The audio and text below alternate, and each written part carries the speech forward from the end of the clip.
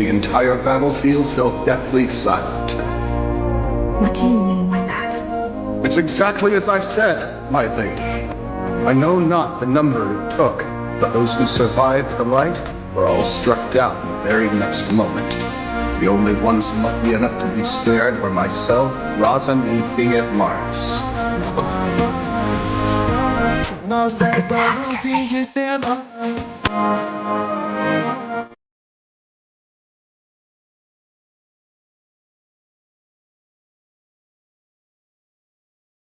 You speak of the Angels' invasion, yes? Correct.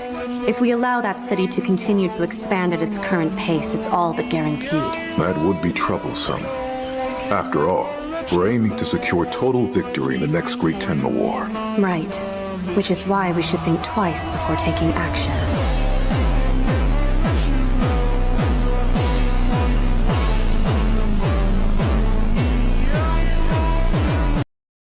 Rimuru Tempest, an anomaly in the world of slime. The founder and king of the Tempest Federation, a demon lord of Octagram, the transcendent slime with the ultimate skill of void god Azathoth, known far and wide as the Chaos Creator.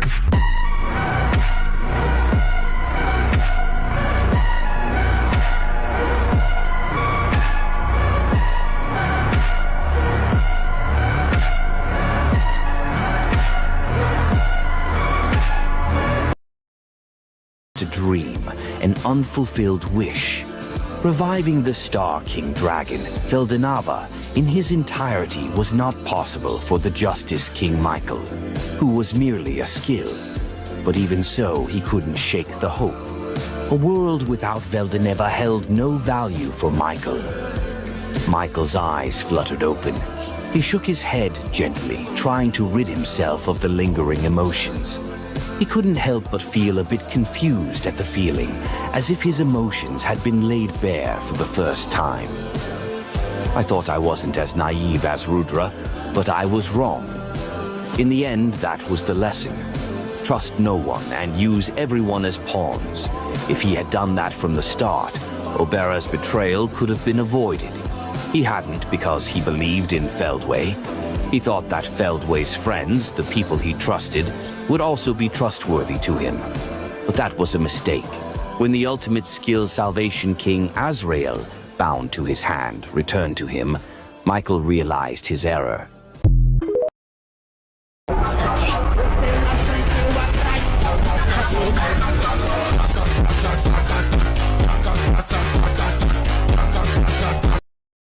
Realized that his body was disintegrating.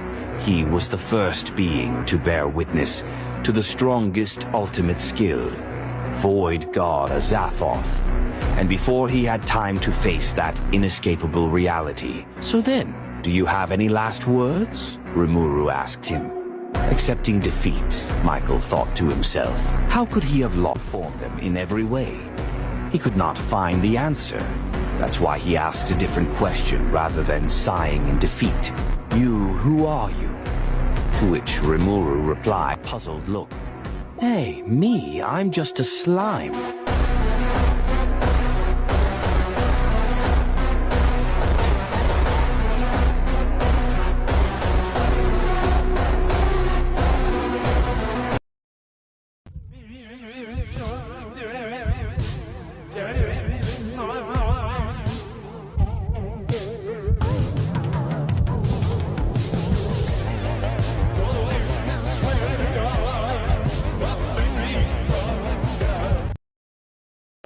God of Void is one of Rimuru Tempest's ultimate skills, and the strongest ultimate skill in Tensura.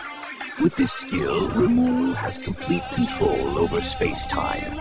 It was created by Ciel, combining the ultimate skills, Beelzebub and Raphael. The ultimate skills, Veldora and Velgreen, were also merged with it.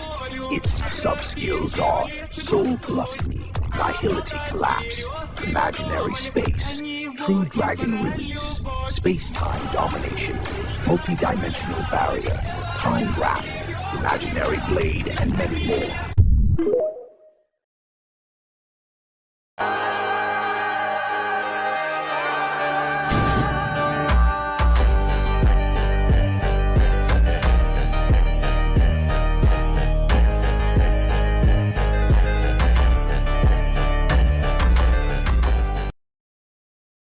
Zegion calmly walked up to Dino, who had been thinking long and hard. "Is there anything else you would like to say?" he asked. "Haven't you just been hiding from me all this time to force out my cards? Don't be ridiculous, it's despicable." Of course, Zegion was unconcerned. Dino also realized this, and the conversation ended. Tension flared between the two. Dino knew Zegion's strength. This was an advantage for Dino, however. His trump card had also been exposed to Zegion. In that case, there was no other choice but to go head-to-head.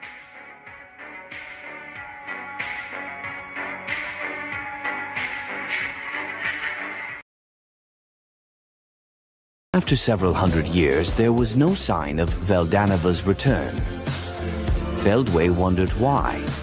Then a thought occurred to him. Could it be that Veldanava has abandoned us? Otherwise, there was no explanation for the fact that the supposedly immortal true dragon had not returned. If he was right, Feldway grieved and hated. Humans on Earth. No, not just humans, but elves, dwarves, beastmen, and even Magian. He hated all demi-humans, that is to say, all of humanity. So he wanted to destroy them. The people who took Veldanava from us don't deserve to live. He would unite the world Veldanava had created with his own hands. And then he would condemn those who have committed the greatest crimes.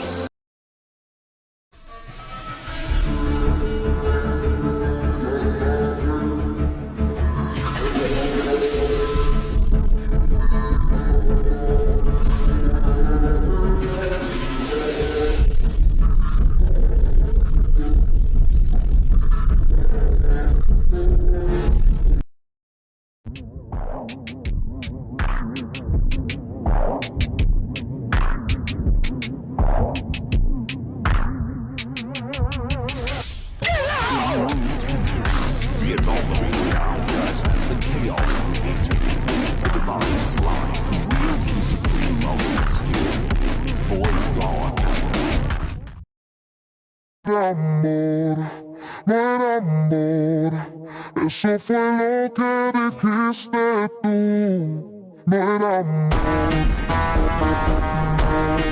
No era amor.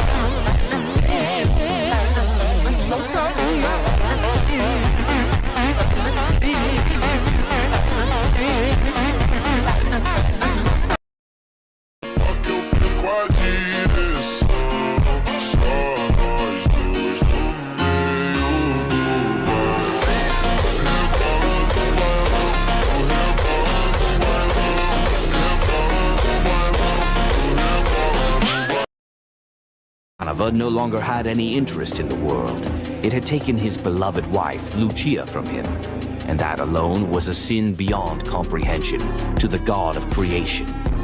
If you're doing all of this because of Lucia, wouldn't it make more sense to just reincarnate her yourself, Rimuru? The only threat to him asked. But Veldanava explained that it was impossible. Lucia's soul had already reincarnated into countless fragments across different worlds. Because of that, Veldanava found only one way to bring her back, by destroying all worlds themselves. Only then could he reincarnate Lucia into a new and better world in their place. He would destroy everything that he created. After all, that was his right.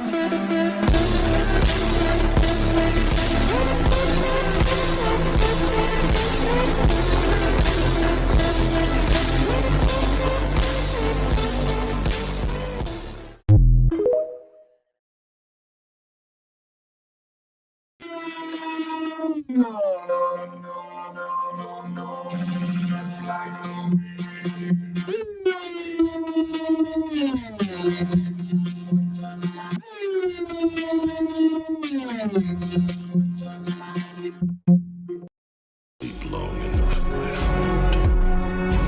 It is time for you to wake up.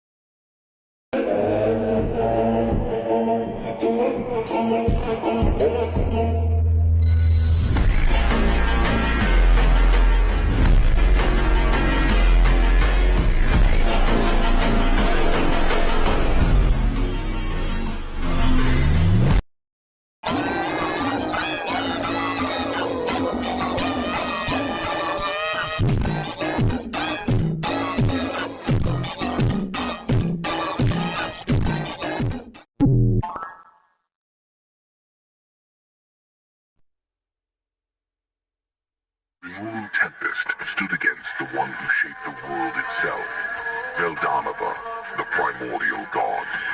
Their clash twisted the laws of existence. Every strike, every ripple of power, rewrote the meaning of strength itself. Rimuru pushed forward, fueled by trust, by bonds, by the voice that had always guided him, until the moment everything shattered. Ciel was torn from his soul, ripped away by a force even he could not grasp. The world fell silent. Ciel, Rimuru called into the void of his own mind. No answer. Again louder, desperate. Ciel. But the silence stayed. Heavy, absolute. And in stretched forth his hand and tore Rimuru's soul from his body. The world froze. Time itself refused to move. Satisfied, the creator turned his back, already preparing to leave. For what threat could remain once the soul was gone? Then a voice echoed behind him. You think removing my soul is enough to kill me? Silence followed. Power surged where nothing should have existed. A will remained, unbound by flesh, unbound by law. I was a monster before I had a body, the voice continued. I ruled before I had a throne. The soul did not fade. It multiplied. You created life to obey the rules, Rimuru said. I exist beyond them. Veldanava stopped. For the first time since creation, a god hesitated. If a soul were enough to define me, the voice whispered, then I would never have reached this far.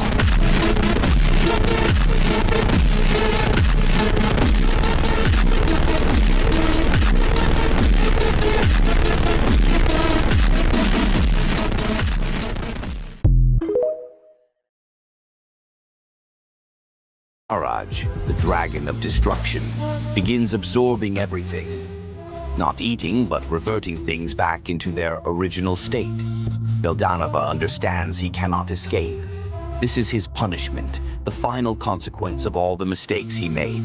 His loneliness, his selfishness, and the chaos he spread across the worlds. Then Lucia appears beside him. Hand in hand, they accept their fate together, as Ivaraj slowly pulls them in. Lucia comforts him. Veldanava's heart softens. He feels peace for the first time. It's okay, because there is hope for us too. Hope. Elpis. It's a name I've only recently heard. A cheeky slime stood in front of me. The name is... Veldanava suddenly remembered something. A conversation I once had with Lucia. What should we name this baby? When asked this question, Veldanava answered with a happy feeling. That's right, wouldn't Milim be good? Or, why had I forgotten? That was before Milim was born. Veldanava had certainly spoken another name. Now that I remember that, I'm convinced that it was all inevitable. I see. Surpassing his parents had been achieved. As he was about to be assimilated by Ivaraj, Veldanava felt enveloped in happiness once again. The entire battlefield fell deathly silent. What do you mean by that? It's exactly as I said, my lady. I know not the number it took, but those who survived the light were all struck down the very next moment. The only ones lucky enough to be spared were myself, Razan, and Fiat Mars. Look at that.